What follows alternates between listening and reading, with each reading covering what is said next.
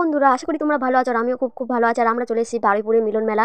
তো আমার এই 5 নম্বর না ছবার আসছি। তো দেখো তিনি 1 মাসের মেলা, তো একবার দুবার আসলে হয়। তো আজকের আমি বাবা মাকে নিয়ে চলে এসেছি, তো দিদি আসেনি এখানে।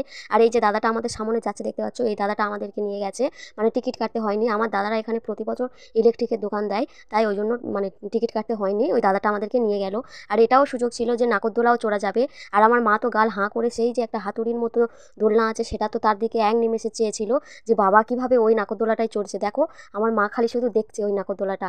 তো দেখো এখানে আমি মানে যেদিনকে গেছিলাম সেদিন কিন্তু প্রচণ্ড ভিড় ছিল, তার আগে এতবার গেছি এত ভিড় দেখিনি। তো আমরা চলে এসেছি নাগরদোলা চড়তে, যে দাদাটা আমাদেরকে ঢুকিয়েছে আমার নিজেদের দাদা। তো ফেসিলিটি ছিল এখানে নাগরদোলা চড়ার। তো আমরা বাবা মা তো নিয়ে গেছি, আর ওই নাগরদোলাগুলো তো চড়া যাবে না। তো সবাই মিলে ভাবলাম যে এই ড্রাগন নাগরদোলাটা চড়া যাক, তাই আমার মা তো তাই উঠতেই চাইছিল না, আমি জোর করে তুললাম।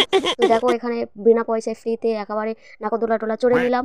তো তারপরে এখানে বাবা চলে এসেছে আচার কিনতে। জানো তো প্রতি বছর এই মেলায় থেকে আচার কিনবো ভাবে কিন্তু কেনা হয়ে ওঠে না। তো আমার বাবা এখান থেকে আচার কিনে নিল।